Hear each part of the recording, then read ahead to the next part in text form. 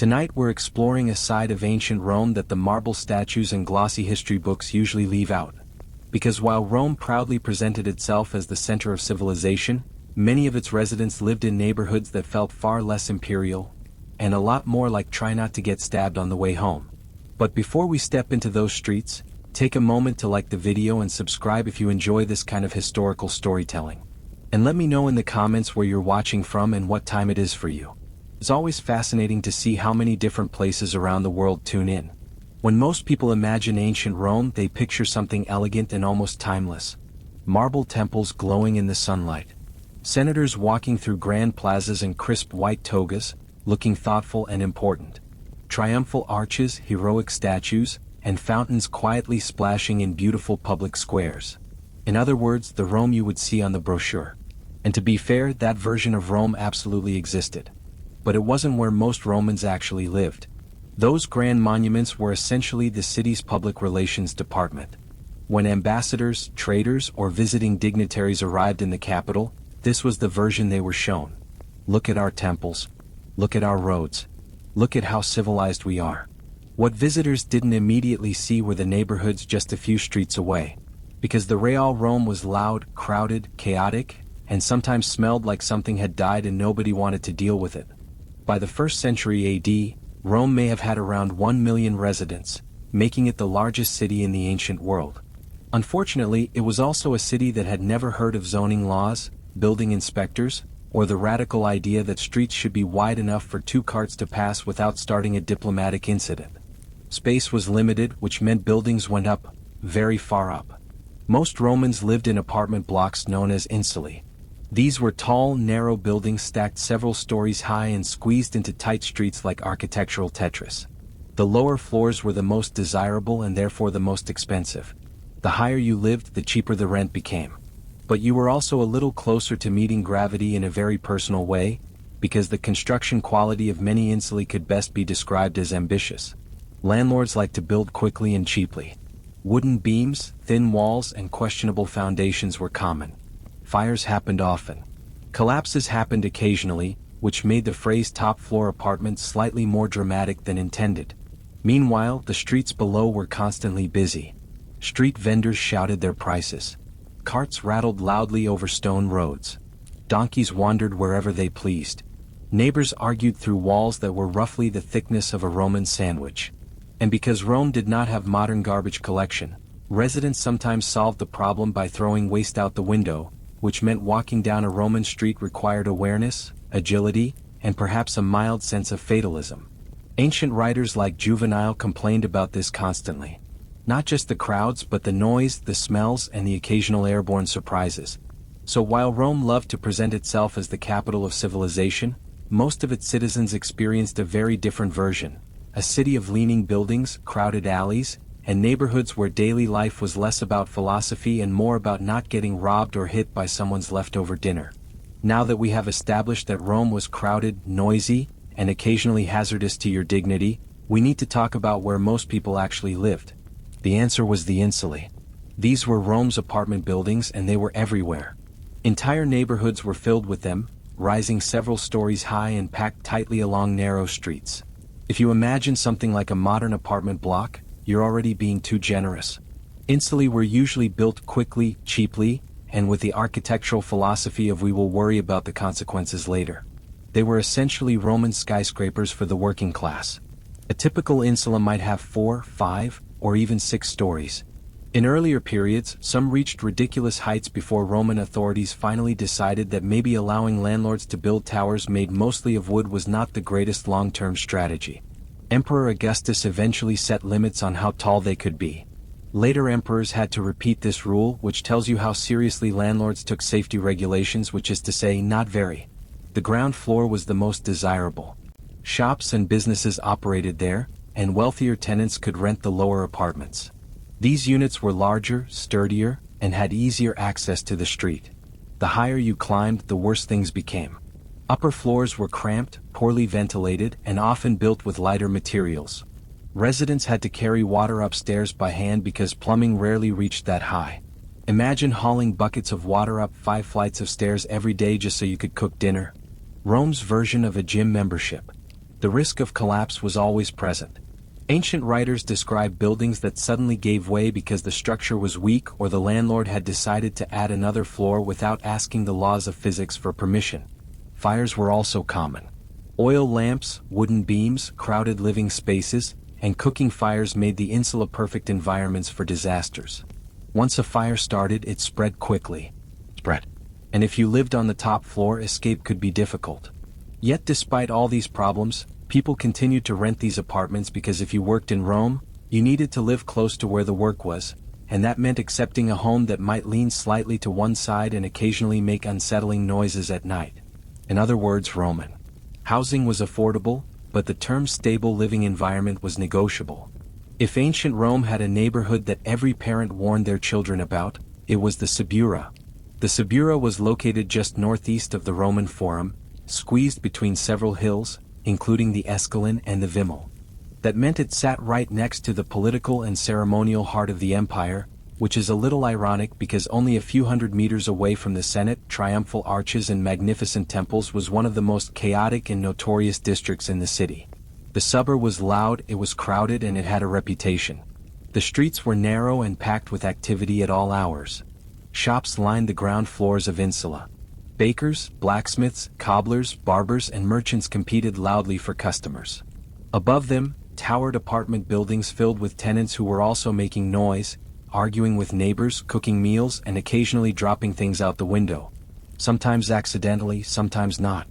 If you walked through the suburb during the day, it felt like the entire city had gathered in one place. Vendors shouted prices, carts rattled over stone streets, children ran between buildings, and somewhere nearby, someone was always arguing about money. But as busy as the Subura was during daylight, it became even more unpredictable after dark. Taverns filled with gamblers and soldiers. Brothel opened their doors to late-night customers, and the darker corners of the district became comfortable workplaces for pickpockets and other professionals in the field of taking things that did not belong to them. Roman writers often complained about the Subura, describing it as noisy, dangerous, and morally questionable, which of course made it one of the most lively areas in the city. Interestingly, the Subura was not exclusively poor. People from many different social classes passed through it because it sat along important routes between the Forum and other parts of Rome. Even Julius Caesar spent his early years there. Yes, the future dictator of Rome grew up in one of the city's rougher neighborhoods, which probably explains why he later seemed very comfortable navigating chaotic political situations. After surviving the Subura, the Roman Senate probably felt relaxing by comparison. The district had energy, opportunity, and constant movement. But it also had something else: trouble. And if you were new to Rome, someone would eventually give you a simple piece of advice. If you must pass through the Subura, do it during the day and keep walking. During the day, Rome was chaotic.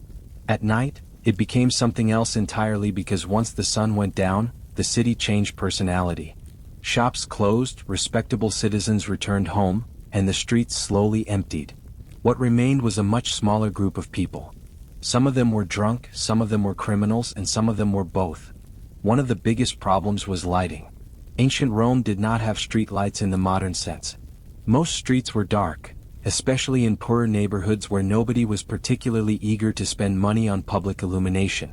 So after sunset, walking through the city meant navigating narrow alleys and uneven roads with very little visibility, which criminals appreciated enormously. Roman writers frequently warned about the dangers of being out late. The poet Juvenal complained that walking through Rome at night required courage and a willingness to accept certain risks. Robbers could hide in doorways or alley corners and jump unsuspecting pedestrians. Street gangs sometimes roamed the darker districts, and drunken arguments could quickly turn into full-scale fights. If someone knocked you unconscious in a dark street, there was a good chance nobody would notice until morning. Even the hazards that were not criminal could still be unpleasant. For example, Roman apartment buildings often had a creative solution for garbage disposal. They threw it out the window. Food scraps, broken pottery, waste from cooking, and occasionally chamber pots were simply dumped into the street below, which meant walking at night involved an additional risk.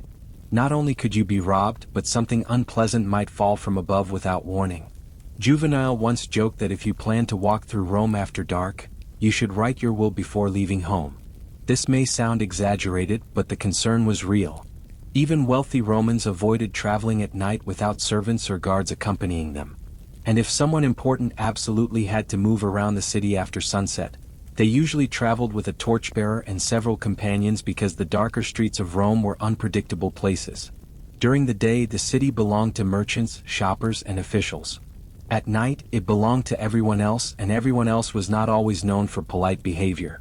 If there is one thing every massive city in history has had in abundance, it is opportunity.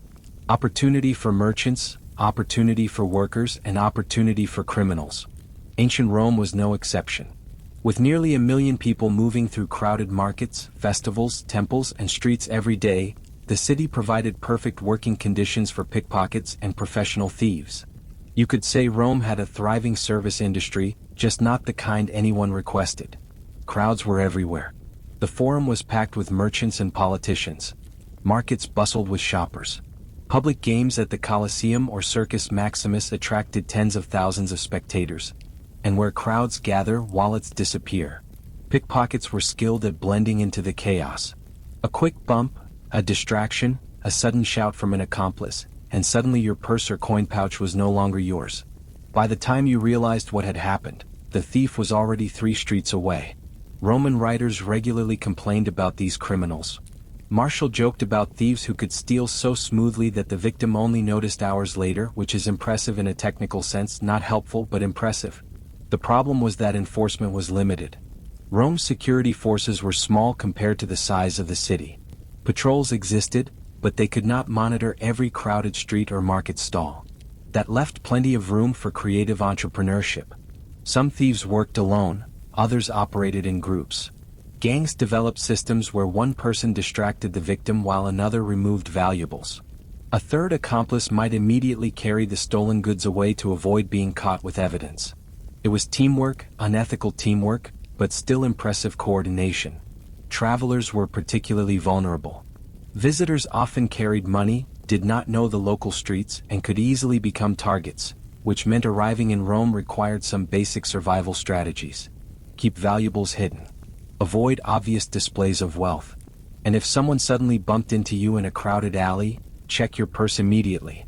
Because while Rome was the center of an empire, it was also the center of a very active underground economy. And the professionals working in that industry were extremely good at their jobs. If the streets of Rome were chaotic during the day and dangerous at night, the taverns made sure the chaos never really stopped. These establishments were called poppi, and they were scattered throughout the poorer districts of the city. You could find them in places like the Subura or along busy trade routes where travelers, laborers, and soldiers needed somewhere to eat, drink, and temporarily forget about their problems. Papina served cheap food and very cheap wine.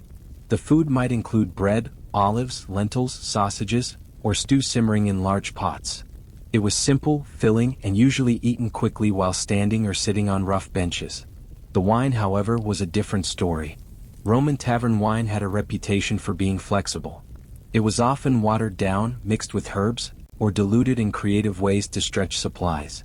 Sometimes tavern keepers added flavorings to hide the fact that the wine had been sitting around longer than anyone wanted to admit. If you ordered a drink, you were taking a small gamble. But then again, gambling was part of the entertainment. Inside many taverns, you would find dice games in progress with patrons betting small amounts of money or goods.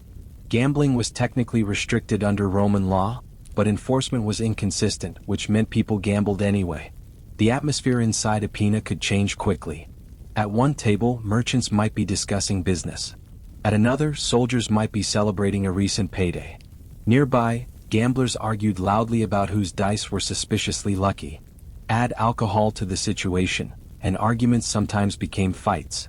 Roman writers often described taverns as noisy and morally questionable places. Respectable citizens claimed they avoided them entirely. This claim was probably optimistic because despite their reputation, taverns were extremely popular. For many ordinary Romans, they were the closest thing to a social club. People met friends there, exchanged news, and relaxed after long days of work. Of course, relaxing occasionally turned into shouting.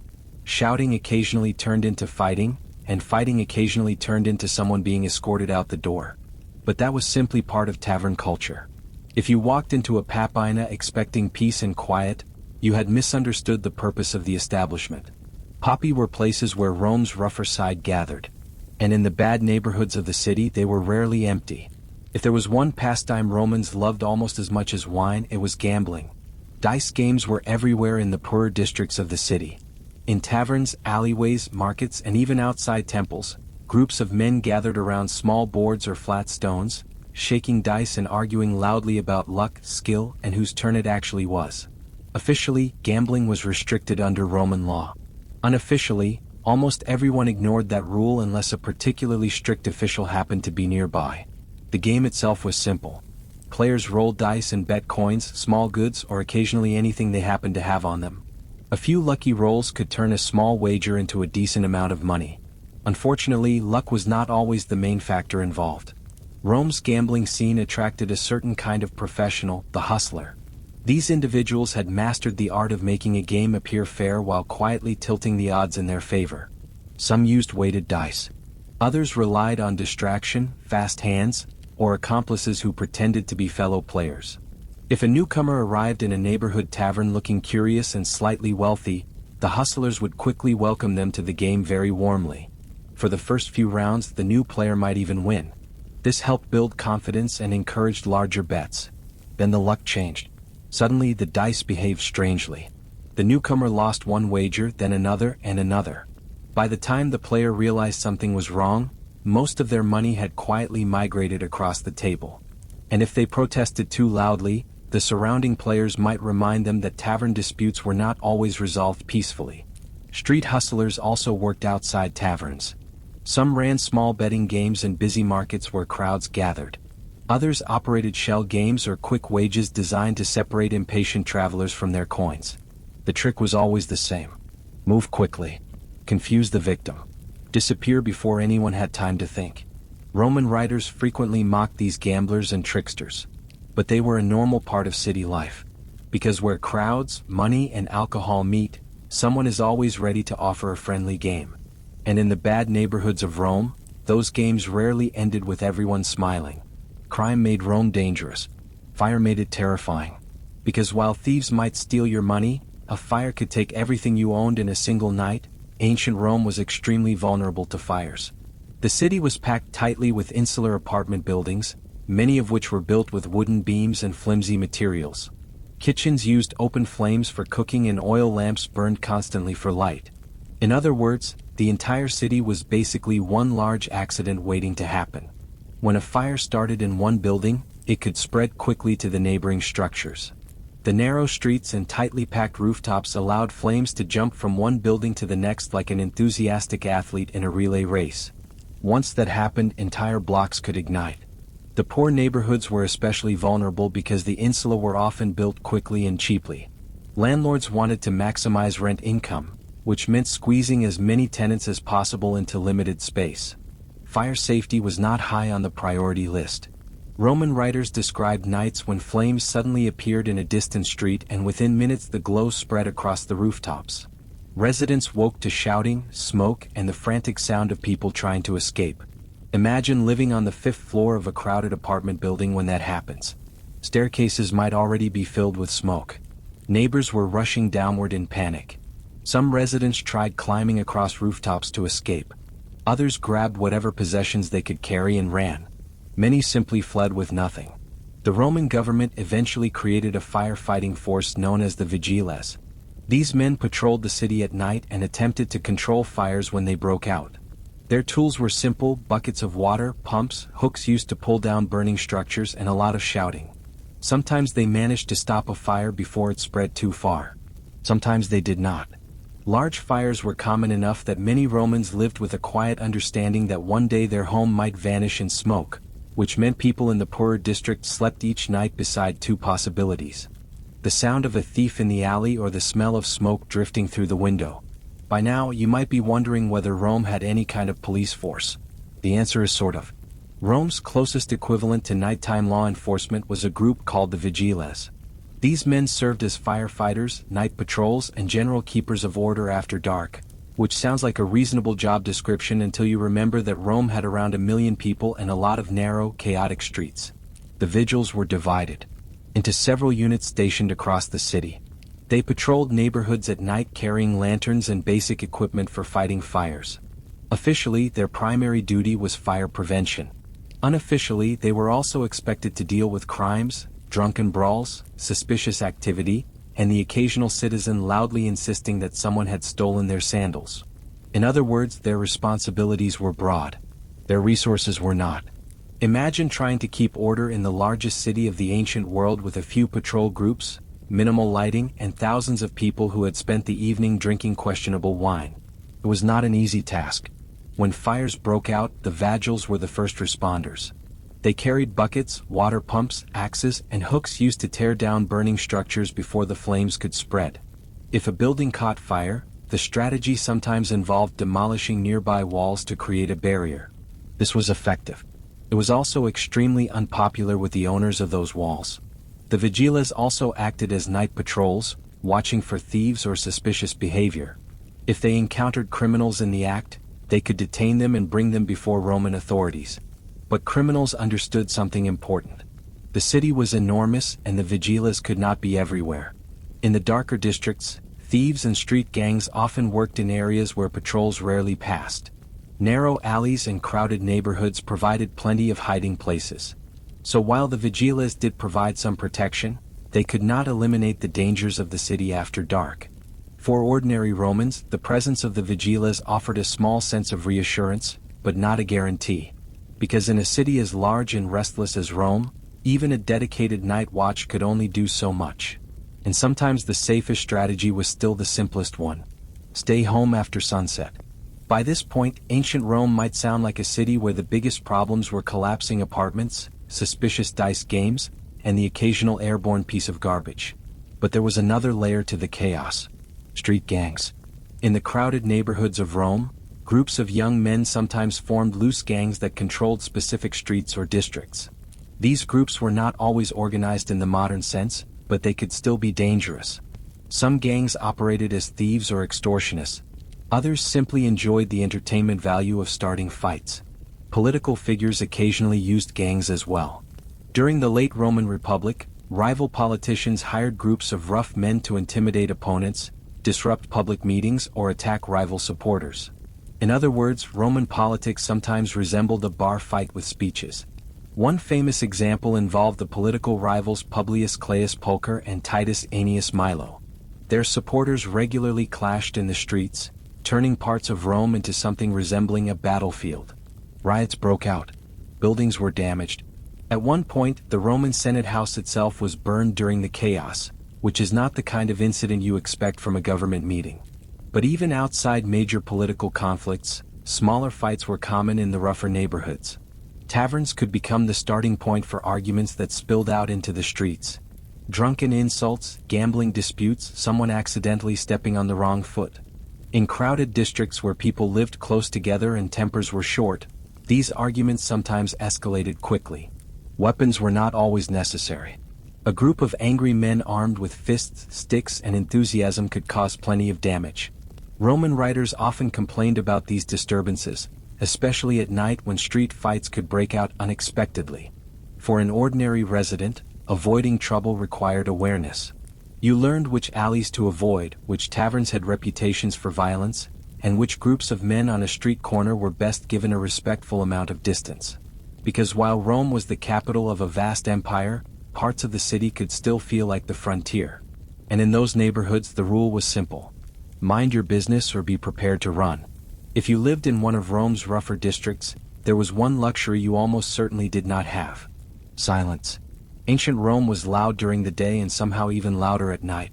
The crowded neighborhoods were packed with shops, workshops, taverns, carts, animals, and thousands of people all trying to live their lives in very limited space, which meant the soundtrack of the city never really stopped. At sunrise, the markets began waking up. Vendors shouted to attract customers, advertising bread, olives, fish, vegetables, and whatever else they were trying to sell that morning. Blacksmiths hammered metal in workshops. Carpenters sawed wood. Merchants argued loudly about prices. Carts rolled through the streets carrying goods from the docks or warehouses. The wooden wheels rattled loudly over the stone pavement, creating a constant grinding noise that echoed between the buildings. Donkeys braided, dogs barked, and somewhere nearby, someone was almost certainly arguing with a neighbor. Because when thousands of people live close together, patience becomes a limited resource. Even at night, the noise rarely stopped. Taverns stayed open late, filled with gamblers, musicians, and patrons who believed volume was the best way to win an argument. Drinking songs drifted through the streets. Dice clattered on wooden tables. Occasional fights added their own dramatic sound effects. The poet Martial once joked that Rome was so noisy that even the dead would struggle to sleep there, and he was not entirely exaggerating. Upper floors of apartment buildings were especially miserable for light sleepers. Thin walls and wooden floors meant you could hear your neighbors talking, arguing, cooking, or moving furniture at all hours. If someone dropped something on the floor above you, the entire apartment might shake. In modern cities, people complain about traffic noise. In ancient Rome, traffic noise was just the beginning. Life in these neighborhoods meant constant movement, constant shouting, and constant activity. Quiet evenings were rare. Peaceful sleep was rarer. But for many Romans, this chaos was simply normal life in the biggest city on earth. If Rome was the heart of the empire, its bad neighborhoods were the heartbeat. Loud, fast, and impossible to ignore. If the noise of Rome's bad neighborhoods was unforgettable, the smell was even harder to ignore. Because while the Romans were brilliant engineers who built aqueducts, roads, and enormous monuments, their system for dealing with everyday waste was less impressive. Rome did have sewers. The famous Cloaca Maxima drained parts of the city and carried water away toward the Tiber River. It was a remarkable piece of engineering for its time, but it did not solve every sanitation problem. Far from it. Most apartment buildings did not have indoor plumbing.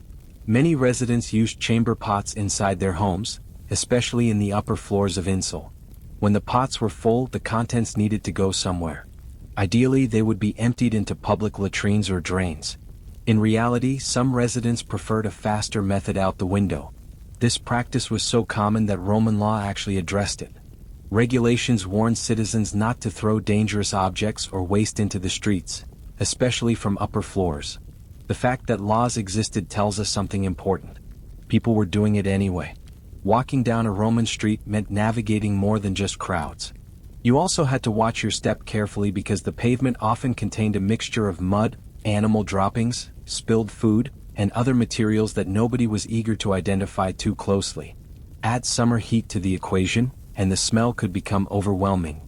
Markets contributed their own scents. Fish stalls, butcher shops, and food vendors produced piles of organic waste that did not always disappear quickly. Animals wandered through the streets as well.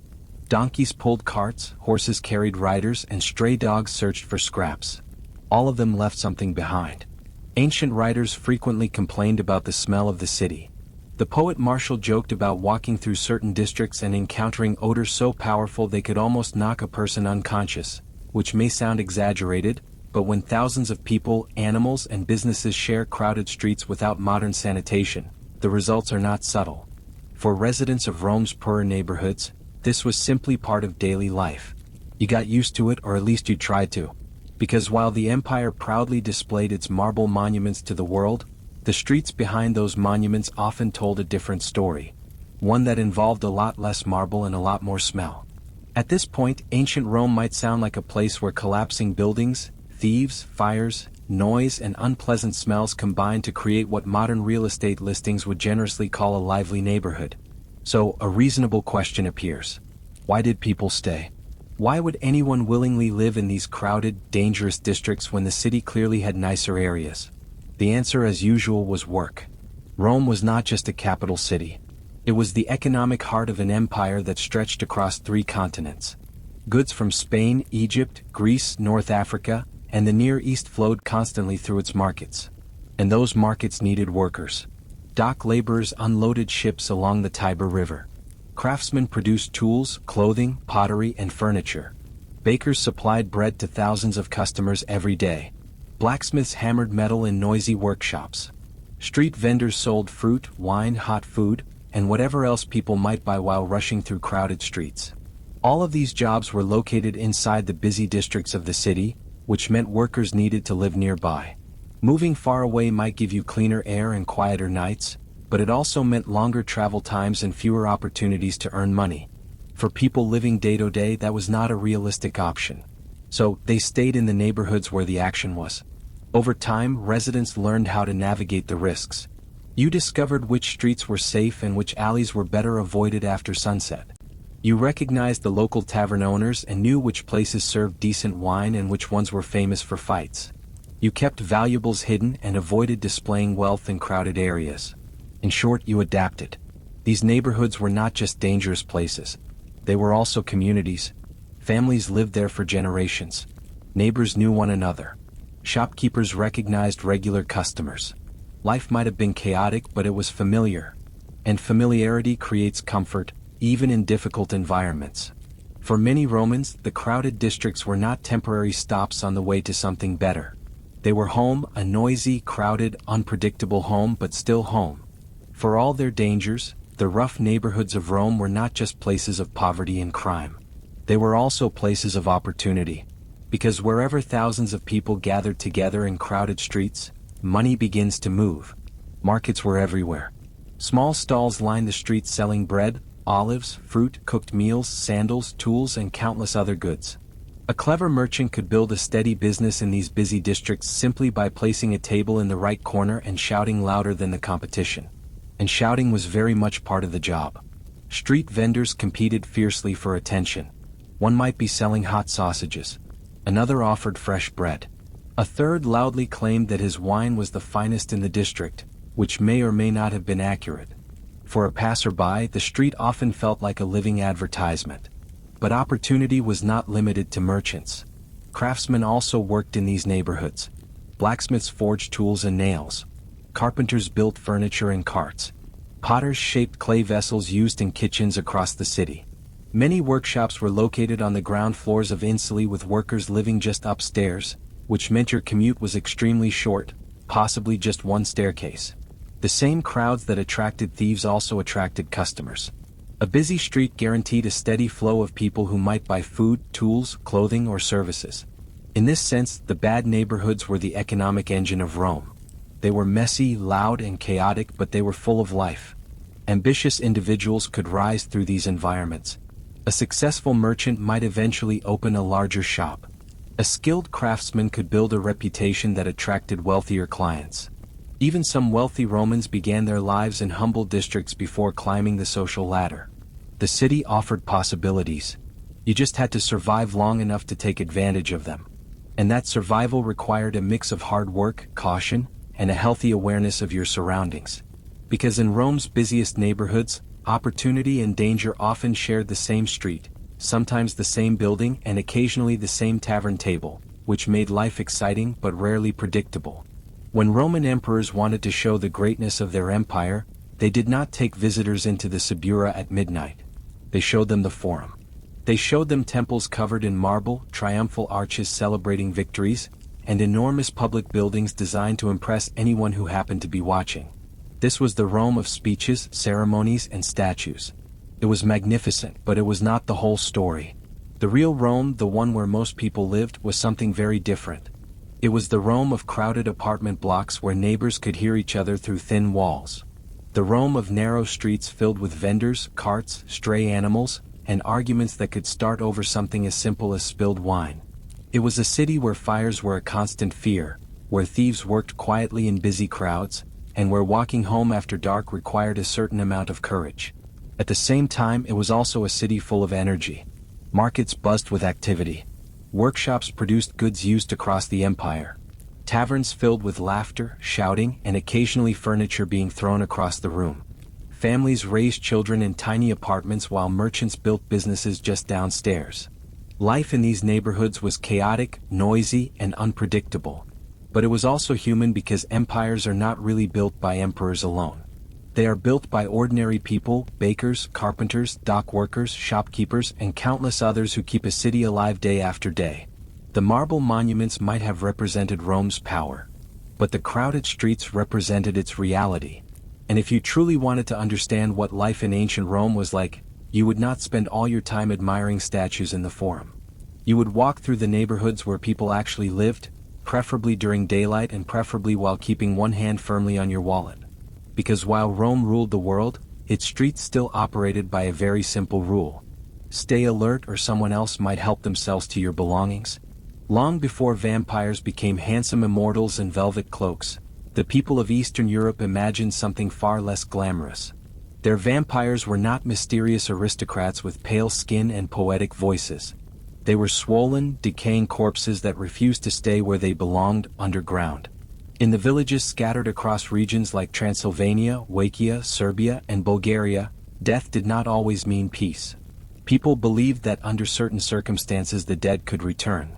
Not as ghosts drifting harmlessly through walls, but as something much worse.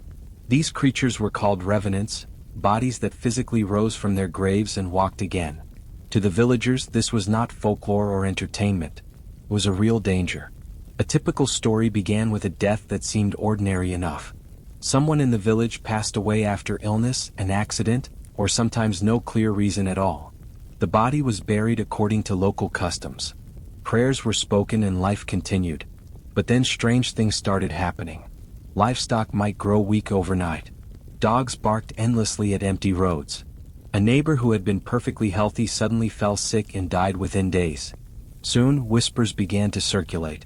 Someone would say they saw a shadow moving through the cemetery at night. Another claimed they heard scratching beneath the earth. And before long, the worst suspicion emerged. The dead person had become a vampire. Once that idea took hold, fear spread quickly. Villagers believed the risen corpse returned to its former home first, sometimes knocking on the door or standing silently outside windows. Those who encountered it often became ill soon afterward, as if their life was slowly being drained away. Descriptions of these vampires were disturbing. Unlike modern myths, they were not skeletal or dried out. People claimed the bodies looked strangely fresh. Their skin appeared stretched and reddish. Their stomachs were bloated as if they had been feeding. Sometimes blood was said to seep from the mouth. To terrified villagers, these were clear signs that the corpse had been leaving the grave at night. Today we understand that many of these signs were simply natural stages of decomposition. But medieval villagers had no knowledge of that process. What they saw looked like proof that the dead were very much alive. And so, a chilling question haunted countless villages across Eastern Europe. If someone truly had risen from the grave, how could they be stopped? In medieval Eastern Europe, villagers believed the dead rarely rose without warning. According to local superstition, certain people were practically destined to become vampires long before they ever reached the grave. And medieval villagers, always eager to avoid a blood-drinking neighbor, kept a suspicious eye out for the signs. Some of these supposed warnings began at birth. A baby born with teeth, for example, was considered deeply troubling. Medieval midwives might whisper to each other while examining the infant's mouth, quietly wondering whether the child had arrived in the world already halfway connected to the realm of the undead. Extra nipples were another ominous mark, sometimes called a devil's teeth, which supposedly allowed dark spirits to feed from the body. Being born with a caul, a thin membrane covering the head, could also make villagers uneasy. While some cultures viewed it as lucky, others feared it meant the child would someday return from the grave. Even behavior during life could raise suspicions.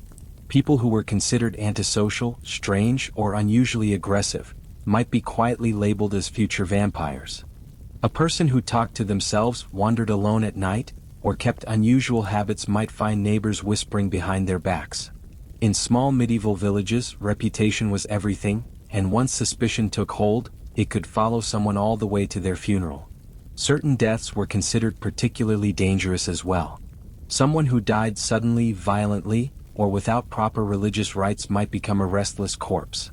Suicide victims, criminals, and people believed to have practiced witchcraft were especially feared after death.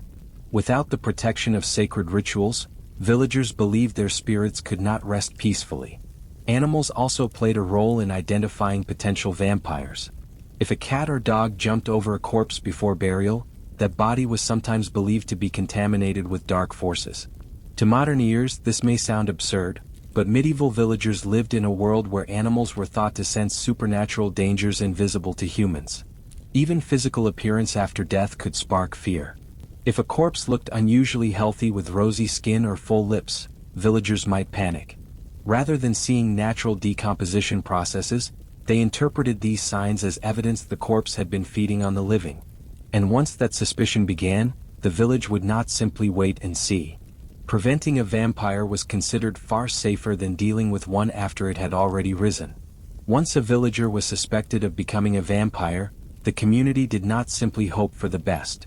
Medieval Eastern Europeans believed it was far wiser to prevent the dead from rising in the first place. And so over centuries, villages developed a strange but elaborate collection of protective rituals meant to keep corpses exactly where they belonged, buried. One of the most famous protections was garlic. Long before modern horror stories popularized the idea, garlic had a deep reputation as a powerful defense against evil forces. Villagers hung garlic cloves above doors and windows, believing the strong smell repelled supernatural creatures. Some families even placed garlic inside the mouth of a corpse before burial, ensuring that if the body tried to rise, the pungent barrier would drive it back. Iron objects were also believed to possess protective power. In many villages, small iron nails or knives were placed inside coffins or hammered into the ground above graves. Iron had long been associated with strength and purity, and many cultures believed it could repel dark spirits.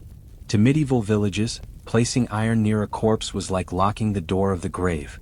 Sometimes stones were placed inside the mouth of the deceased. The logic was simple and slightly horrifying. If the corpse attempted to feed on the living, the stone would prevent it from biting. Archaeologists have actually discovered several medieval burials in Eastern Europe where stones or bricks were carefully positioned between the teeth of the dead, suggesting these fears were taken very seriously. Other rituals involved the positioning of the body itself. In certain regions, corpses were buried face down. The reasoning was almost darkly practical. If the vampire tried to dig its way out, it would only dig deeper into the earth instead of climbing toward the surface. Religious protections were also common. Priests blessed graves. Crosses were placed over burial sites and holy water might be sprinkled over the body before the coffin was sealed. Christianity had spread widely through Eastern Europe by the medieval period, and many vampire beliefs blended older pagan fears with newer religious practices. But despite all these precautions, sometimes villagers still believed something had gone terribly wrong. When sickness spread through a village or unexplained deaths began to occur, suspicion often returned to the graveyard. And when fear reached that point, the villagers sometimes made a decision that would horrify modern observers. They opened the grave. For medieval villagers in Eastern Europe, suspicion of a vampire did not remain a quiet rumor for long. When illness began spreading through a community or when several deaths occurred in quick succession, fear often pointed toward the cemetery. And once villagers believed the dead were responsible, there was only one way to confirm it. They dug up the grave. These exhumations were not secret acts carried out by a single frightened individual. Often the entire village participated. Local officials, priests, and family members sometimes gathered together at the burial site, determined to uncover the truth. To them, this was not desecration. It was a desperate attempt to protect the living. When the coffin was opened, everyone looked for specific signs that supposedly proved the corpse had become a vampire. One of the most common signs was a body that appeared strangely well preserved. If the corpse had not visibly decayed, or if the skin looked fresh and reddish, villagers believed it meant the body had been leaving the grave at night to feed on blood. In reality, this appearance was simply part of normal decomposition. As gases build inside the body, the skin can stretch and discolor, giving the corpse a swollen, almost lifelike look. But medieval villagers had no scientific explanation for what they were seeing. Blood around the mouth was another terrifying discovery. During decomposition, fluids can leak from the nose or mouth. To frighten villagers, however, this looked exactly like evidence of a recent meal. Even the growth of hair or nails could alarm observers as the skin dries and shrinks after death. Nails and hair appear longer than they were during life. But villagers interpreted this as proof that the body was still growing. Another sign that the corpse was somehow alive. Sometimes the coffin itself seemed disturbed. If the body had shifted position, villagers believed the vampire had been moving during the night. Once the corpse was declared a vampire, the village rarely hesitated. They believed immediate action was necessary before the creature returned to harm more people. The methods used to destroy the vampire varied from place to place, but they were always brutal. And among those methods, one solution became legendary across Eastern Europe: the wooden stake. Once a corpse was declared a vampire, the villagers wasted no time. Fear had already spread through the community, and every unexplained illness or death seemed to confirm their worst suspicions. If the creature in the grave truly was feeding on the living, then the only solution was to destroy it before it returned again. The most famous method, and the one that would later dominate vampire legends across the world, was the wooden stake. In many parts of Eastern Europe, villagers believed that driving a sharpened stake through the vampire's body would pin it permanently to the earth. The stake was usually aimed at the heart, though the exact location varied depending on local traditions. Some regions preferred the chest, others the stomach, and in certain areas the stake was hammered directly through the throat. The act itself was grim and terrifying. A group of villagers gathered around the open grave while someone, often a strongman or local executioner, held the stake in place. Another person would swing a heavy hammer or mallet, driving the wood downward with force. Witnesses sometimes reported strange sounds coming from the corpse during this process. As gases trapped inside the body escaped, the corpse might release a groaning noise or force air from the lungs. To medieval villages, this was chilling proof that the vampire had been alive until the very moment the stake struck. But the staking did not always end the ritual. In some villages, the corpse was also decapitated after being staked. The head might be placed between the legs of the body or buried separately. This was believed to confuse the vampire, preventing it from finding its way back to the world of the living. Fire was another common solution. Burning the corpse ensured that nothing could rise again. The ashes might then be scattered far from the village, sometimes thrown into rivers so the remains could never return. While these practices may sound extreme, they were carried out with genuine fear and conviction. Villagers believed they were protecting their families, their livestock, and their entire community from a deadly supernatural threat. Over time, stories of these rituals spread across Europe. Travelers carried the tales westward where writers and scholars recorded them with fascination and horror. And eventually these strange village traditions would help create one of the most famous monsters in history, the vampire. Even after a vampire had been staked, many villagers believed the danger was not completely over. Medieval superstition often treated vampires as stubborn creatures capable of returning unless the body was destroyed beyond any possibility of recovery. Because of this, staking was sometimes only the beginning of the ritual. The next step could be even more dramatic, burning the corpse. Fire was widely believed to purify evil forces. In many cultures across Europe, flames symbolized cleansing and final destruction. If a body suspected of vampirism was burned, villagers believed its dark power would vanish completely. Nothing could rise from ashes. Once a grave had been opened and the corpse declared a vampire, villagers sometimes dragged the body out of the cemetery entirely. It might be carried to an open field or a clearing outside the village. There a large fire was prepared using wood gathered from nearby forests. The body was placed on the pea and the flames were lit. Accounts from the 17th and 18th centuries describe these events with disturbing detail. Crowds sometimes gathered to witness the burning, watching carefully as the corpse was consumed by fire. To them this was not cruelty but protection. Every crackling flame meant the end of the vampire's power. In certain traditions, the ritual did not stop once the body had burned. Villagers collected the ashes and scattered them far away from the burial site. Some were thrown into rivers so the water would carry them downstream. Others were buried in separate locations, ensuring that no single grave could serve as a place of return. A particularly strange practice appears in some historical records. After burning the body, villagers sometimes mixed a small portion of the ashes into water or wine and made the surviving family members drink it. This was believed to cure anyone who had already been attacked by the vampire, almost like a grim form of medicine. To modern readers, these customs seem brutal and deeply unsettling. But for medieval villagers, they represented desperate attempts to regain control over mysterious diseases and sudden deaths that had no clear explanation. Without knowledge of bacteria, viruses, or the true causes of epidemics, communities searched for answers wherever they could find them.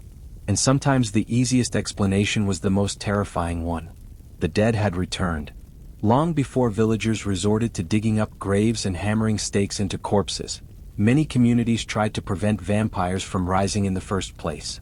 Across Eastern Europe, strange burial rituals developed over centuries, each designed to keep the dead safely confined beneath the earth. Some of these methods were surprisingly creative. One common practice involved placing heavy objects on top of the corpse. Stones, bricks, or even large slabs of rock were positioned on the chest or inside the coffin. The reasoning was straightforward. If the body attempted to rise during the night, the weight would hold it down. Archaeologists have discovered several medieval graves where bricks were carefully placed inside the mouth of the deceased. In places like Bulgaria and Poland, skeletons have been found with stones wedged between their jaws. Villagers believed this prevented the corpse from biting or feeding on the living. In other words, even if the vampire managed to rise, it would be unable to attack anyone. Some communities used sickles or iron blades placed across the neck of the corpse. If the body tried to sit up, the blade would cut through the throat. It was a grim but effective form of supernatural insurance. Another unusual practice involved tying the limbs of the deceased. Hands and feet were sometimes bound with rope or cloth before burial. The goal was simple: limit the corpse's ability to move. If the vampire could not walk, it could not wander through the village at night. Burial orientation also mattered. In certain regions, suspected vampires were buried face down. Villagers believed that if the corpse awakened, it would instinctively dig downward rather than upward, sending itself deeper into the ground instead of escaping. Seeds and grains sometimes played a role as well. Poppy seeds or millet might be scattered inside the coffin or across the grave. According to superstition, vampires were compelled to stop and count every grain they encountered. By the time they finished this tedious task, dawn would arrive, forcing them back into the grave. These rituals might sound bizarre today, but they reveal something important about medieval life. Communities were trying to control a threat they did not understand. Disease, sudden death, and unexplained illness created fear, and burial customs became a way to fight back. Yet even the most careful rituals could not completely erase the fear that something might still be waiting beneath the soil. And sometimes the villagers believed they had proof. Vampire superstitions in Eastern Europe were not just quiet folklore shared around fires. At times these beliefs exploded into full outbreaks of panic. Entire villages became convinced that the dead were rising. And once that fear took hold, the consequences could be dramatic. One of the most famous waves of vampire hysteria occurred during the 17th and 18th centuries, particularly in regions of Serbia and the Habsburg Empire. In these areas, reports of vampires became so widespread that even government officials and military officers began documenting the strange events. A typical outbreak often began with unexplained deaths. Someone in the village would die suddenly, followed soon by another death and then another. Without modern medicine, people had little understanding of disease. Epidemics such as tuberculosis, rabies, or plague could spread silently through communities, claiming victims one after another. To villagers, however, the pattern looked suspiciously supernatural. Many believed the first person to die had returned from the grave and was feeding on the living. Survivors sometimes claimed to see the dead person walking at night or appearing in dreams. Others described feelings of suffocation while sleeping, which they interpreted as a vampire sitting on their chest and draining their life. Once rumors began spreading, panic could escalate quickly. Graves were opened, bodies were examined, and suspected vampires were destroyed using the rituals people trusted: staking, burning, or decapitation. One particularly famous case occurred in 18th century Serbia involving a man named Petar Blagojević. After his death, several villagers reportedly died soon afterward, claiming before their deaths that Peta had visited them during the night. Local authorities were summoned, and when Petar's grave was opened, witnesses claimed his body appeared unusually fresh. Terrified villagers drove a stake through his heart and burned the body. Another case involved Arnold Paula, a Serbian soldier who reportedly believed he had been attacked by a vampire earlier in his life. After Powell died in an accident, villagers claimed he returned from the grave to attack others. Once again, officials investigated, exhumed the body, and carried out vampire-destroying rituals. These reports spread across Europe through newspapers and government records. Scholars, priests, and physicians began debating the strange phenomenon. For the first time, the question of vampires was no longer just a village superstition. It had become a topic of international fascination. By the 18th century, stories of vampires had traveled far beyond the frightened villages where they first took shape. Reports from Eastern Europe, especially the dramatic cases of suspected vampires in Serbia and surrounding regions, spread through newspapers, military reports, and letters written by government officials. Suddenly, the strange traditions of rural communities were being discussed in the intellectual circles of Europe. Scholars, doctors, and priests began debating whether vampires could truly exist. Many educated Europeans were skeptical. Physicians who examined the reports tried to explain the supposed vampire signs using natural causes. They pointed out that the swollen bodies villagers described were simply the result of decomposition. Blood appearing around the mouth was caused by fluids escaping as the body decayed. Hair and nails did not grow after death. The skin merely shrank, making them appear longer. But despite these rational explanations, the stories were simply too fascinating to ignore. Writers and philosophers discussed vampire cases in pamphlets and essays. The idea of the undead captured the imagination of a continent already fascinated by mystery, folklore, and the supernatural. Soon, the vampire began to transform from a rural fear into something larger, a creature of legend. During the 19th century, authors started reshaping the vampire story. Instead of the bloated, horrifying corpse feared by Eastern European villagers, writers imagined something far more dramatic. The vampire became intelligent, seductive, and aristocratic. A dark figure who moved through society rather than clawing out of muddy graves. One of the earliest famous vampire stories was The Vampire, written in 1818 by John Polidori. In this tale, the vampire appeared as a mysterious nobleman, charming and dangerous. Later in the century, another writer would create the most famous vampire of all, Count Dracula. Bram Stoker's novel, published in 1897, drew inspiration from Eastern European folklore, but reshaped it into a Gothic masterpiece. Dracula was not a mindless revenant wandering through farmland. He was an ancient count living in a dark castle, commanding supernatural powers and terrifying the modern world. From that moment on, the vampire was no longer just a village superstition. It had become one of the most enduring monsters in human storytelling. A creature born from fear, misunderstanding, and centuries of strange burial rituals in the villages of Eastern Europe. Justina Szilágyi was born into one of the most influential noble families in 15th century Hungary. A world shaped by constant political tension, border wars, and shifting alliances between kingdoms. Although the details of her early life remain scarce, her family name alone tells us a great deal about the environment in which she grew up. The Szilágyi family stood close to the center of Hungarian power. They were not minor nobles living quietly on distant estates. They were deeply connected to the political elite who shaped the fate of the region. Their influence reached into the royal court itself, particularly through their connection to Matthias Corvinus, the powerful king of Hungary. Justina's uncle, Michael Szilágyi, was a major political figure and military commander who helped secure the throne for Matthias Corvinus in the mid-15th century. The Szilágyi family therefore moved within circles where politics, warfare, and diplomacy were daily realities. Growing up in such a household meant learning early how fragile power could be. Noble women in this world were rarely given public authority, but they still played important roles behind the scenes. From a young age, Justina would likely have been trained in the expectations of aristocratic life. She would have learned how to manage a household, oversee servants, and represent her family with dignity and discipline. Education for noble women often included reading religious texts, basic literacy in Latin or Hungarian, and knowledge of courtly etiquette.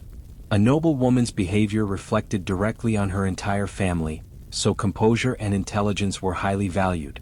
But perhaps the most important aspect of her life would have been marriage. For aristocratic families, marriage was not primarily about romance. It was about alliances, loyalty, and power. Marriages connected powerful houses together and strengthened political networks across borders. A carefully arranged marriage could stabilize an alliance or secure a strategic relationship with a neighboring ruler. At some point during the mid-15th century, Justina Szilágyi became part of one such alliance. She married Vlad the Impaler, the controversial ruler of Wallachia, who would later become one of the most feared figures in European history. Vlad's reputation for brutal punishments and impalements would eventually echo through centuries of legend. But when Justina entered his life, she was not stepping into a legend. She was stepping into a court ruled by constant danger, political intrigue, and a man whose enemies feared him across all of Eastern Europe. Justina Szilágyi's marriage to Vlad the Impaler placed her at the center of one of the most dangerous courts in Eastern Europe. Vlad, also known as Vlad III of Wallachia, ruled a small but fiercely contested principality located between powerful forces. To the north stood the Kingdom of Hungary. To the south stretched the vast and expanding Ottoman Empire. Wallachia existed constantly under pressure. its rulers forced to navigate alliances, betrayals, and war. Vlad himself had already lived a dramatic and violent life before marrying Justina. As a young boy, he had been taken as a hostage to the Ottoman court, a political arrangement meant to guarantee the loyalty of his father. There he witnessed the power of the Ottoman Empire and absorbed the harsh realities of survival in a world ruled by ruthless politics. When he eventually returned to claim the throne of Wallachia, he ruled with an iron hand. His reputation quickly spread across Europe. Vlad became famous and infamous for his brutal punishments.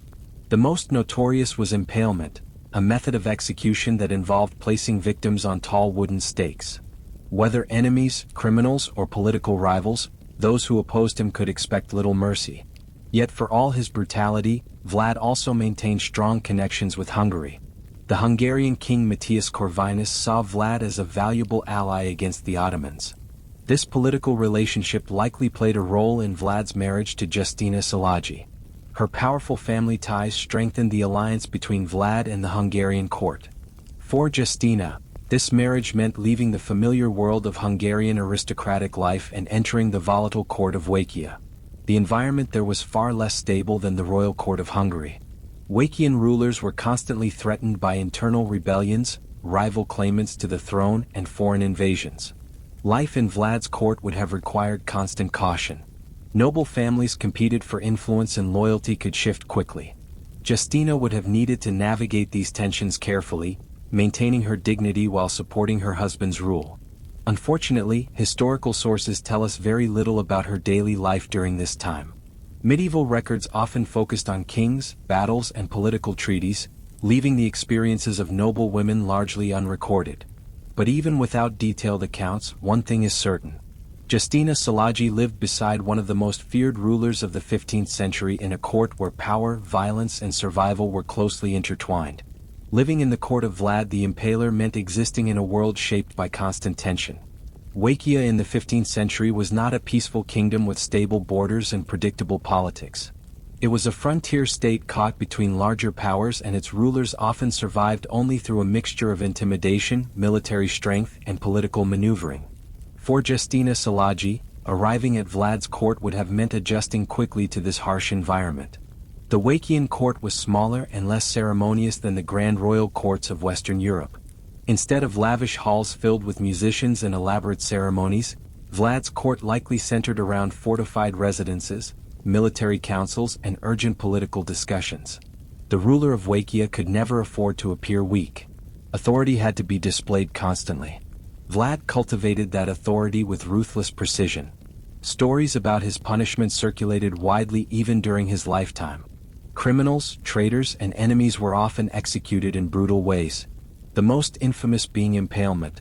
Rows of wooden stakes bearing the bodies of executed prisoners were sometimes placed outside towns as a warning to anyone who might challenge his rule. For visitors and diplomats, these displays were meant to send a very clear message. Wallachia was ruled by a man who would not hesitate to use fear as a weapon. What Justina thought of these actions is impossible to know. Medieval sources rarely recorded the private opinions of noble women. Yet, as Vlad's wife, she would have been closely associated with his rule and the court he controlled. Her responsibilities likely followed the traditional role of a noble consort. She would have overseen household management, supervised servants, and possibly acted as a diplomatic presence when foreign envoys arrived. Noble women often played quiet but important roles in maintaining alliances and social connections. Court life also meant constant awareness of danger. Wallachia throne was frequently contested, and rulers were sometimes overthrown or assassinated by rival factions. Noble families within the region often shifted loyalties depending on political circumstances. In such an environment, trust was fragile. While Vlad projected power and fear toward his enemies, those within his court had to navigate a delicate balance of loyalty and survival. For Justina Szilágyi, every day at court would have unfolded under the shadow of political uncertainty. And soon, events beyond Wallachia's borders would begin to reshape both Vlad's fate and her own. During the time Justina Szilágyi lived beside Vlad the Impaler, Wallachia stood directly on the fault line between Christian Europe and the rapidly expanding Ottoman Empire. The Ottomans had already conquered vast territories across the Balkans, and their armies continued to push northward. For Wallachia, this meant living under the constant threat of invasion. Vlad the Impaler built his rule largely around resisting that threat. He understood that his small principality could not match the Ottomans in sheer numbers. Instead, he relied on brutal tactics meant to intimidate enemies and discourage rebellion at home. Vlad's methods were not just about punishment. They were psychological warfare. If enemies believed that entering Wallachia meant facing unimaginable cruelty, they might think twice before advancing. One of the most famous episodes of this conflict came during Vlad's campaign against the Ottoman Sultan Mehmed II, the same ruler who had conquered Constantinople only a few years earlier. Mehmed's armies marched toward Wallachia, determined to remove Vlad from power and replace him with a more obedient ruler. Vlad responded with unconventional tactics. Rather than confronting the Ottoman army in open battle, he launched nighttime raids and surprise attacks.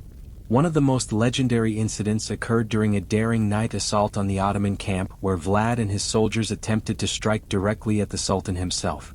Although the attack failed to kill Mehmed, it created chaos and demonstrated Vlad's willingness to take extreme risks. The psychological impact of his rule became clear when Ottoman forces advanced deeper into Wallachia. According to chroniclers, they encountered fields filled with impaled prisoners. Thousands of bodies displayed on wooden stakes. These gruesome scenes were meant to send a message. Any invader entering Vlad's lands would face terrifying consequences. For Justina Szilagyi, these years must have been filled with uncertainty. While Vlad led campaigns and defended his territory, the court remained vulnerable to sudden political changes. A ruler who fought powerful enemies also risked attracting powerful retaliation. Wallachia's position between Hungary and the Ottoman Empire meant that its ruler constantly depended on alliances for survival. Vlad's relationship with the Hungarian king Matthias Corvinus was particularly important. But alliances in medieval politics were rarely permanent. Soon the relationship between Vlad and Hungary would take a dramatic and unexpected turn, one that would alter the course of Justina's life as well. Despite Vlad the Impaler's fierce resistance against the Ottoman Empire, his position eventually became unstable. By the early 1660s of the 15th century, pressure from multiple sides began to weaken his rule. Ottoman forces continued to threaten Wallachia, and internal rivals sought opportunities to replace him on the throne. In such a dangerous political landscape, Vlad relied heavily on the support of Hungary and its powerful king, Matthias Corvinus. Hungary had long viewed Wallachia as a strategic buffer against Ottoman expansion, and Vlad had presented himself as a fierce defender of Christian Europe. For years, this alliance allowed him to continue ruling. But medieval politics could shift quickly. At some point during the conflict with the Ottomans, Vlad traveled toward Hungary, hoping to secure military assistance from King Matthias. Instead of receiving the support he expected, something surprising happened. Vlad was suddenly arrested and imprisoned by the Hungarian king. The reasons behind this decision remain debated by historians. Some sources suggest that Matthias Corvinus received letters that appeared to show Vlad negotiating secretly with the Ottoman Sultan. If true, such negotiations would have looked like betrayal. Other historians believe these letters were forged by Vlad's enemies in order to remove him from power. Still others argue that Matthias may have simply found Vlad politically inconvenient and decided it was easier to imprison him than continue supporting his controversial rule. Whatever the truth, the result was the same. Vlad the Impaler was taken into custody and held under Hungarian control for many years. For Justina Szilagyi, this sudden shift must have been dramatic. As the wife of a ruler, her position had depended entirely on Vlad's power. Once he was imprisoned, her life entered a far more uncertain phase. The court of Wallachia no longer revolved around her husband, and rival factions soon competed for control of the principality. Some historical accounts suggest that Vlad was eventually treated less like a prisoner and more like a noble kept under supervision within Hungary. During this period he remained connected to Hungarian aristocratic circles, which may have allowed his marriage to Justina to continue. Yet the situation was far from stable. For years, Vlad remained unable to reclaim his throne, while the political balance in Wallachia continued to change. The man once feared across Europe was now a captive ruler, waiting for an opportunity that might never come. And for Justina Szilagyi, life beside Vlad had entered an entirely new chapter, one defined not by power but by uncertainty. After Vlad the Impaler was taken into custody by the Hungarian king Matthias Corvinus, his life changed dramatically. The feared ruler who had once commanded armies and terrified enemies now spent years living under the watchful eye of the Hungarian court. While he was technically a prisoner, his captivity appears to have been somewhat unusual.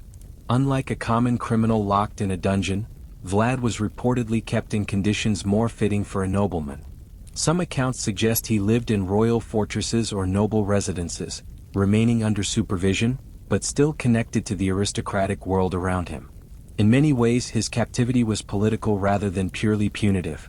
For Justina Szilágyi, this period likely meant remaining within Hungary. As well, surrounded by her own powerful relatives and familiar cultural environment. This was very different from the unstable and dangerous court of Wajcia she had previously inhabited.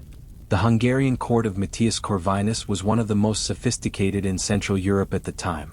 Matthias was known as a patron of learning and culture, building a famous library known as the Bibliotheca Corvinana and inviting scholars from across Europe. The royal court attracted diplomats, military leaders, and intellectuals who contributed to a lively political and cultural atmosphere. Within this environment, Justina's noble background would have helped her maintain a respected position.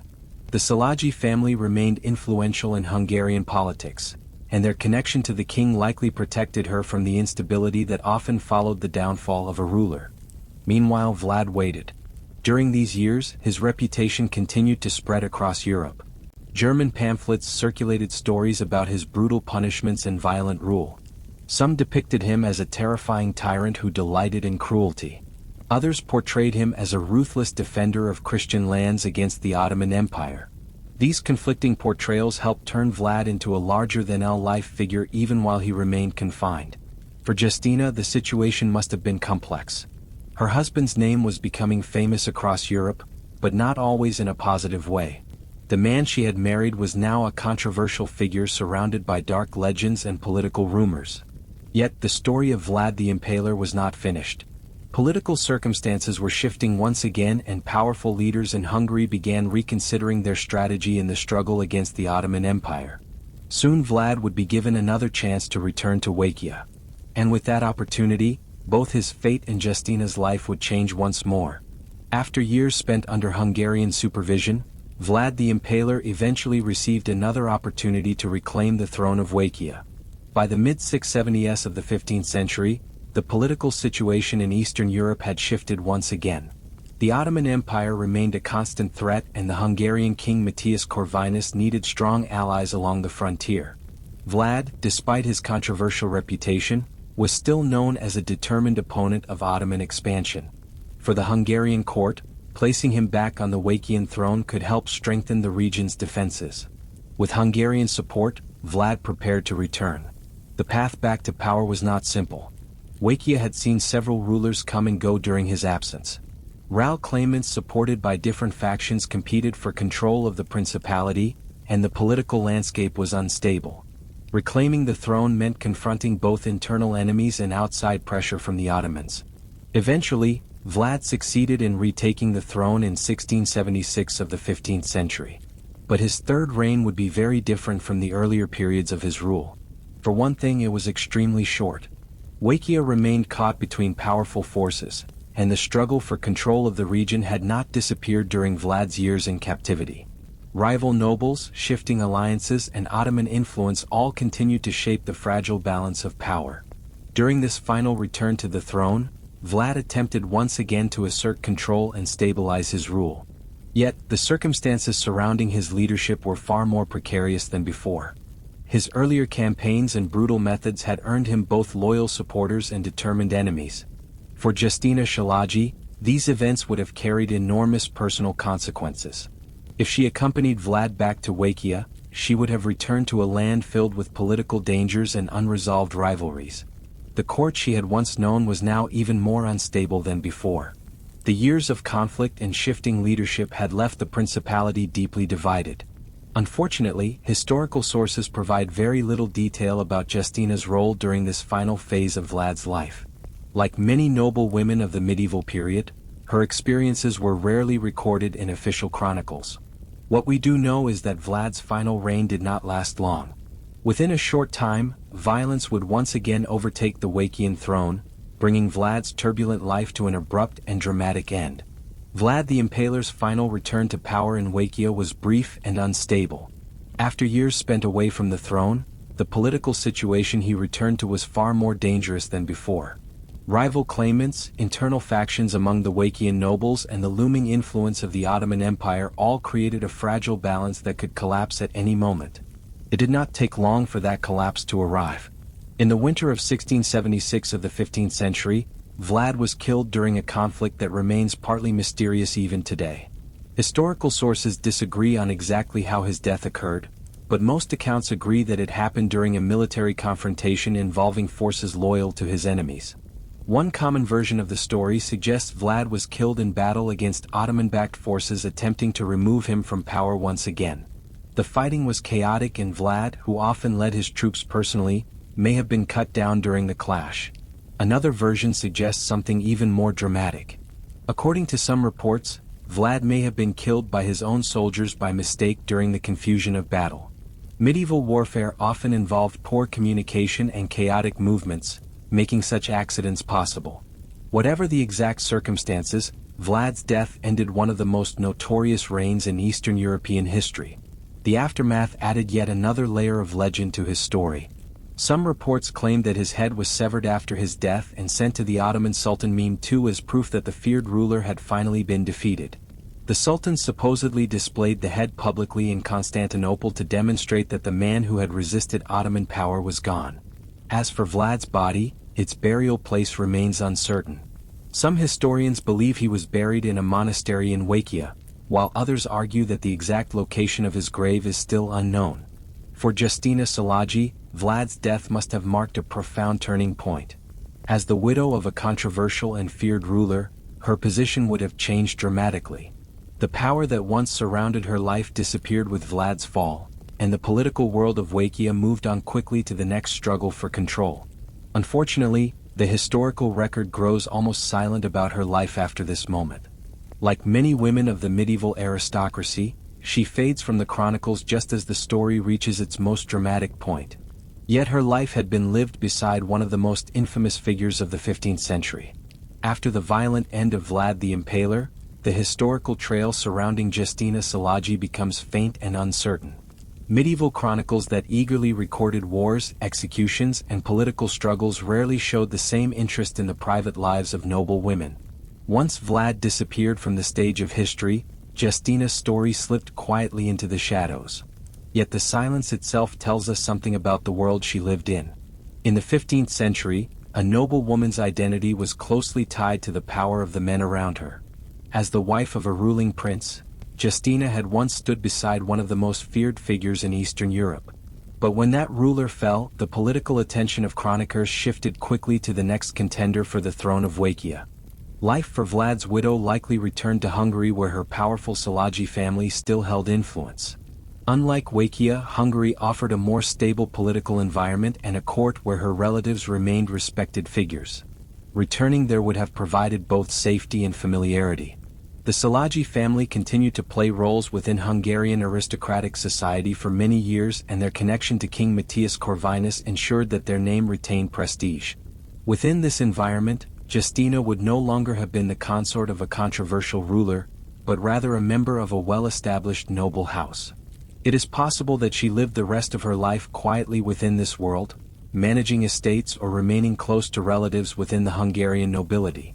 Medieval noble women often oversaw land holdings, supervised household administration, and maintained family alliances through correspondence and diplomacy. What makes Justina's story particularly intriguing is how closely it brushed against legend. Her husband's name would eventually become one of the most famous in European folklore. Centuries after his death, Vlad the Impaler would inspire the fictional vampire Count Dracula, turning the brutal Wallachian ruler into a symbol of Gothic horror known across the world. But Justina herself remained outside that legend.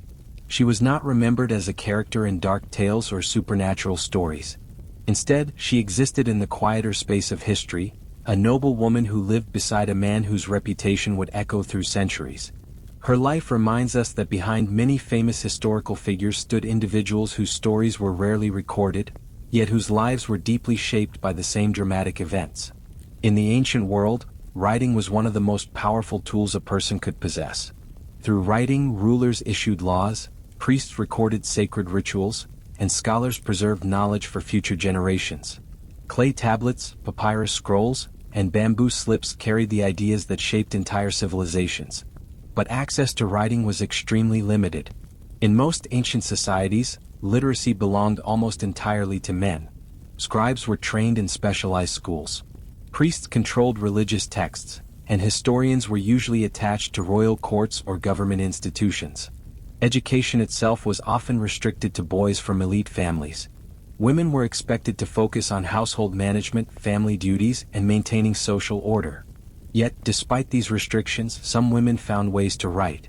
Across the ancient world, a handful of female voices emerged from the silence imposed by tradition. Their words survived in poetry, hymns, philosophical essays, historical chronicles, and letters.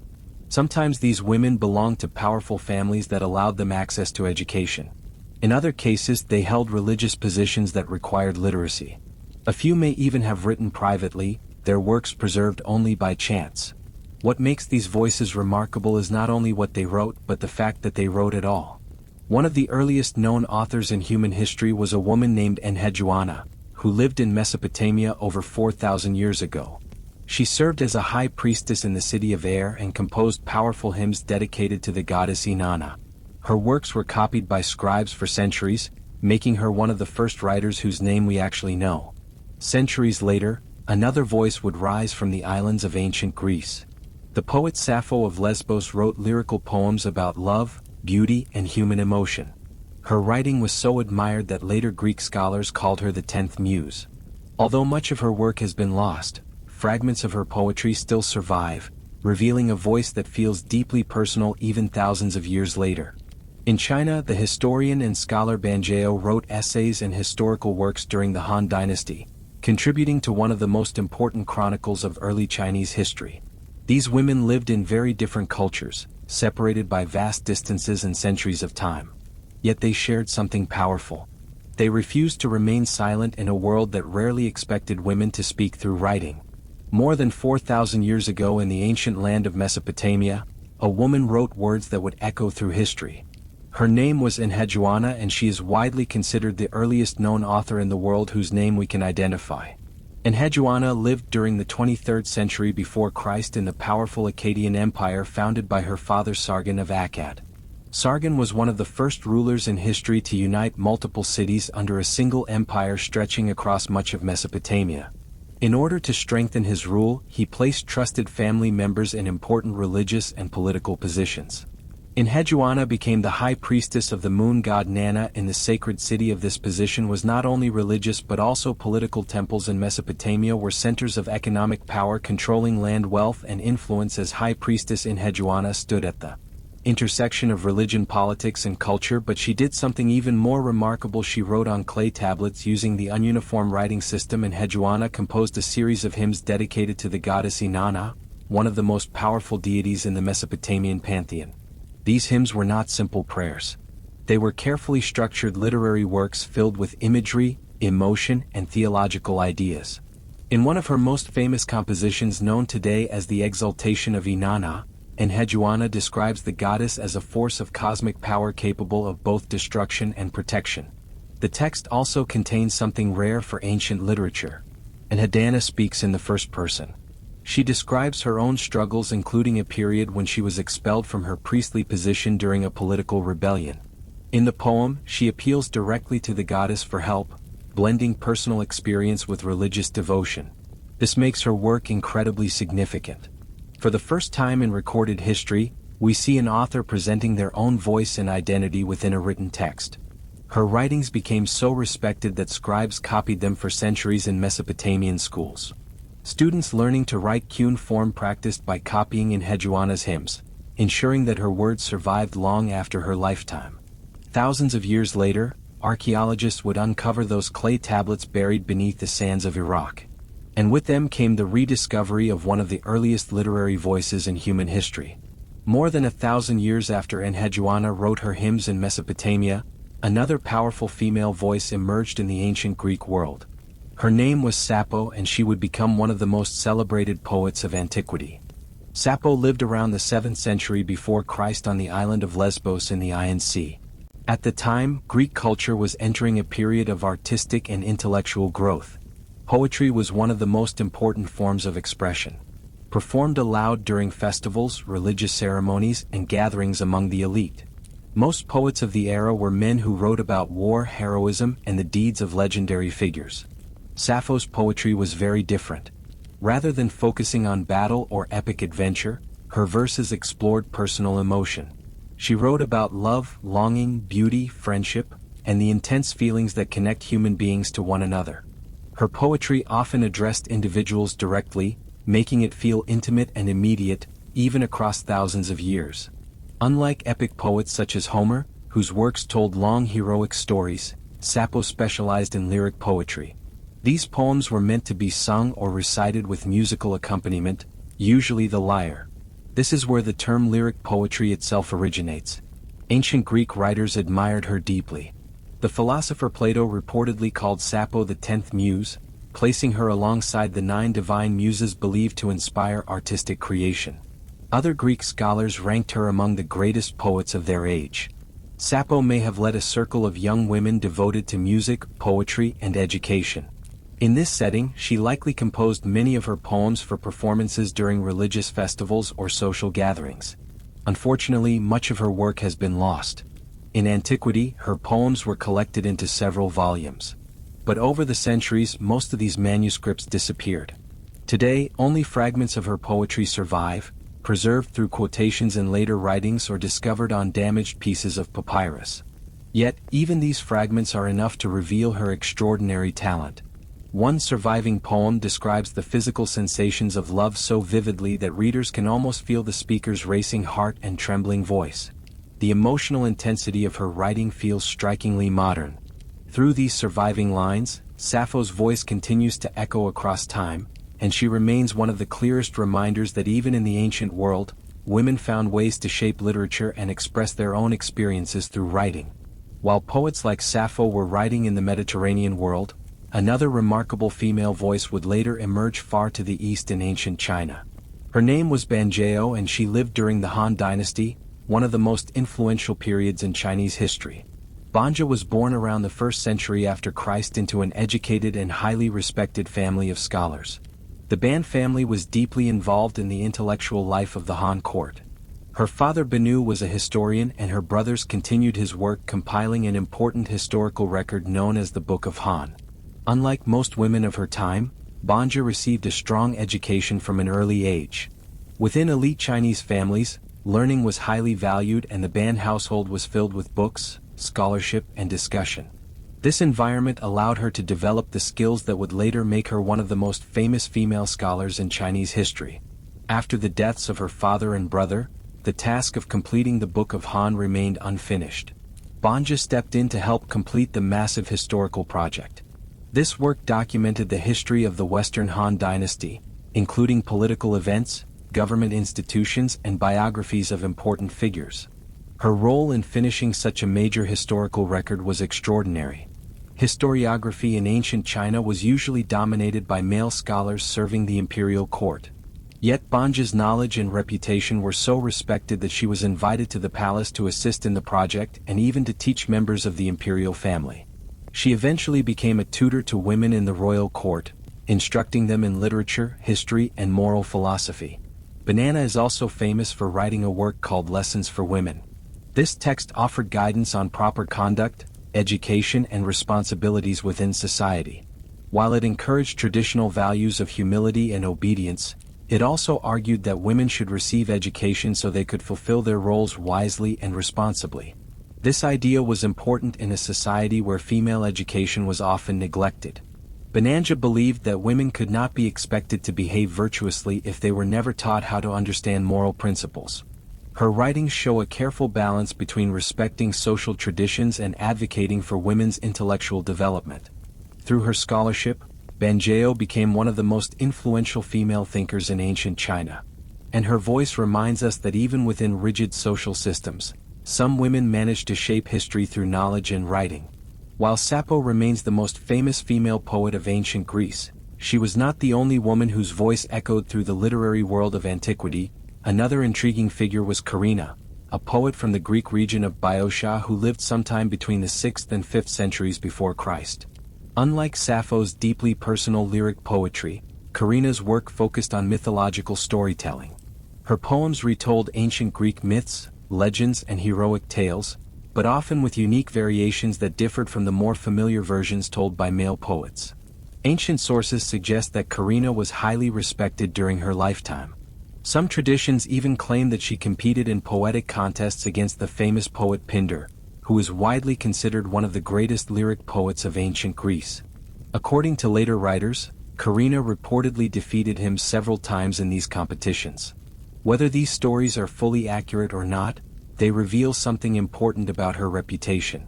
Carina was remembered as a poet capable of rivaling the greatest male writers of her era. Her poems were composed in the Bosnian dialect, the regional form of Greek spoken in her homeland. This made her work feel more connected to local traditions and audiences. Rather than imitating the style of poets from Athens or other cultural centers, Carina embraced the identity of her own region. Many of her surviving fragments focus on myths connected specifically to Boeotia. By retelling these stories in poetic form, she preserved regional legends that might otherwise have been forgotten. Unfortunately, as with many ancient writers, most of her work has not survived. Only fragments remain, discovered on damaged papyrus manuscripts or quoted by later authors. These pieces suggest that her poetry combined narrative storytelling with vivid imagery drawn from Greek mythology. Ancient commentators also described her as a teacher of poetry. Some traditions claim she advised younger poets, helping them refine their style and technique. If this is true, it would mean Carina's influence extended beyond her own writing. She may have helped shape the literary culture around her, contributing to the development of Greek poetry during an important period of artistic growth. Although much of her work has disappeared over the centuries, the memory of Carina survives as another example of a woman who found a voice in a literary world often dominated by men.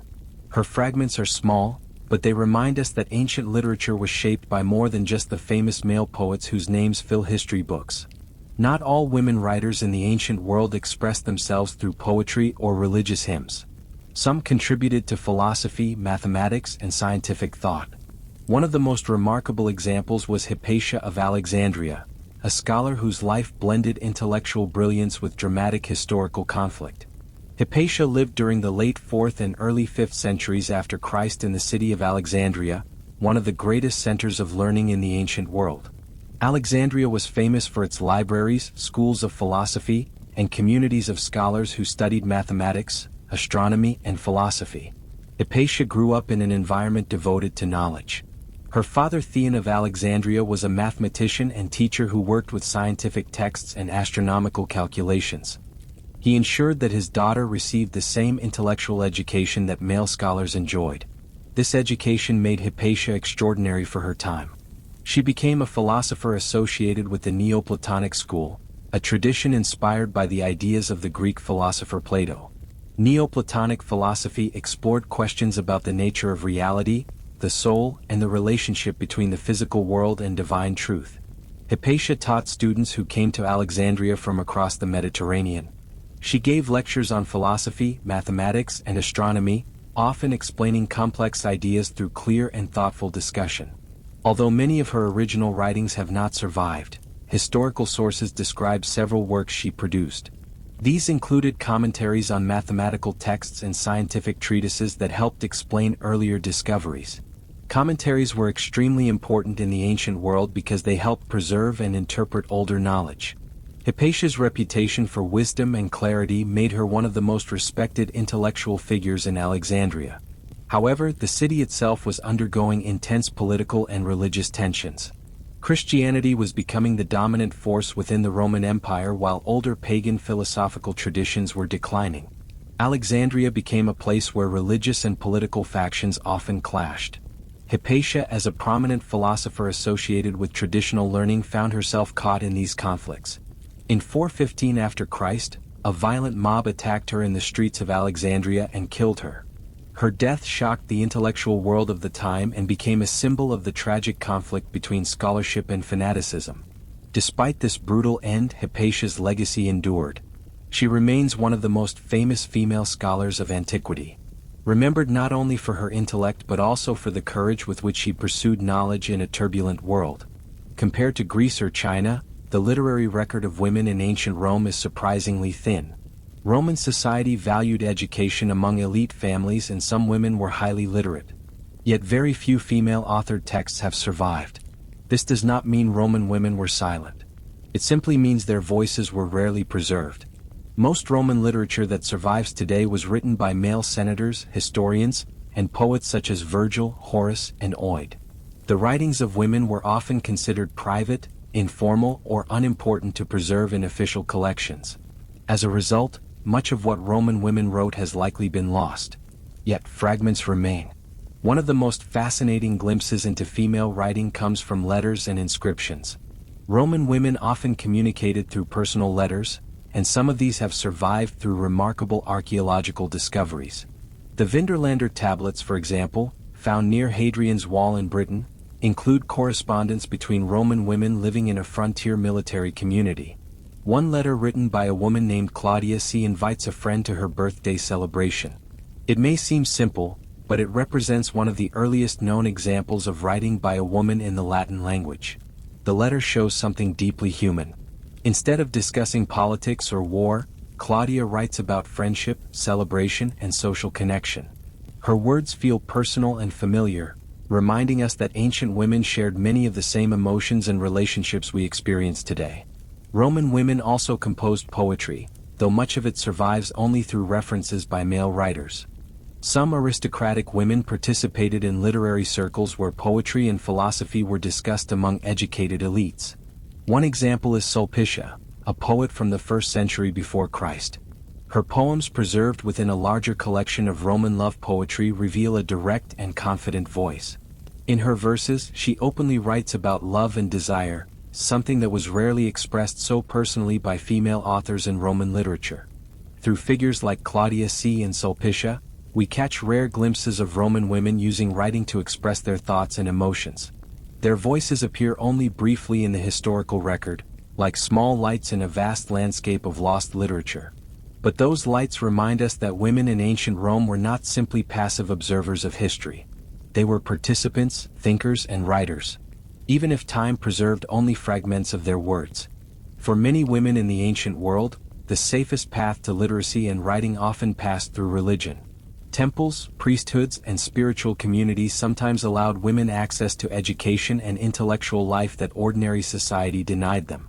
Religion created spaces where women could write. In ancient Mesopotamia, priestesses like Enheduanna held positions that required literacy. Temples controlled land, wealth, and ritual traditions, and the women who served within them often composed hymns, prayers, and ceremonial texts. Their writings were not simply expressions of devotion. They were part of the religious structure that connected people with the divine. A similar pattern appeared in other civilizations. In ancient Egypt, priestesses and elite women sometimes participated in temple life where sacred texts and rituals were carefully recorded.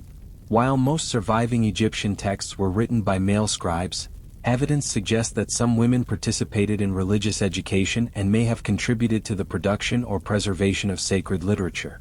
In Greece as well, religious life opened certain intellectual doors. Some female poets were closely connected to religious festivals and ceremonial performances. Poetry was often performed during sacred celebrations honoring gods such as Apollo or Aphrodite. Women who composed songs or hymns for these events could gain recognition as respected poets within their communities. Even philosophical traditions sometimes intersected with religious devotion. In late antiquity, many scholars who studied philosophy also explored spiritual questions about the soul, the nature of the universe, and humanity's connection to divine reality. Women who participated in these intellectual traditions, such as Hypatia, often combined philosophical inquiry with spiritual themes. Religion therefore became a bridge between private life and public expression. Within temples or sacred communities, women could learn to read, compose texts, and participate in rituals that required written knowledge. Their words were sometimes preserved because religious texts were copied carefully over generations. Without these institutions, many female voices might have disappeared entirely. Yet even within these religious environments, women still faced limitations. Their writings were often framed within the expectations of devotion, humility, and obedience. Public recognition remained rare, and many texts written by women may have circulated anonymously. Still, the existence of these works reveals something powerful. Across many ancient cultures, women used the spaces available to them, temples, courts, schools, and private circles, to shape literature, philosophy, and spiritual thought. And through these writings, their voices quietly endured. Although only fragments of their work survive, the writings of ancient women continue to echo across thousands of years. Their voices emerged from civilizations separated by vast distances and cultures. Yet they share a common story. Each of these women wrote in a world where writing itself was largely controlled by men. And yet they wrote anyway. Some, like Inhejuana, held powerful religious positions that allowed them access to education and influence. Through her hymns, she shaped the spiritual language of Mesopotamia and became the earliest known author whose name we can identify. Her voice survives on clay tablets that were copied for centuries by students learning to write. Others, like Sappho, transformed poetry itself. Her verses about love, longing, and human emotion revealed a deeply personal voice rarely preserved in ancient literature. Even though most of her poems have been lost, the fragments that remain are still studied, translated, and admired today. In China, Banjiao proved that scholarship and historical writing were not limited to men. By helping complete the Book of Han and writing essays on education and moral philosophy, she became one of the most respected intellectual figures of the Han dynasty. And in Alexandria, Hypatia demonstrated that women could stand at the center of philosophical and scientific thought.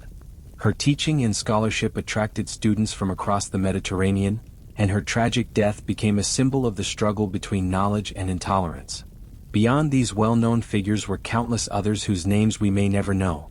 Women wrote letters, poems, prayers, and stories that circulated within families, religious communities, and local literary circles. Many of these works disappeared as manuscripts decayed or libraries were destroyed. History preserved only a small portion of what once existed. Yet the survival of even a few voices tells us something important. Women were never completely absent from the intellectual life of the ancient world. They found ways to learn, to think, and to write despite the restrictions placed upon them. Their writings remind us that literature has always been shaped by many different voices, even when history preserved only a few. Today, scholars continue to search for new fragments, inscriptions, and manuscripts that might reveal more about these forgotten writers. And each discovery adds another echo to a chorus that began thousands of years ago. The voices of women who refused to remain silent.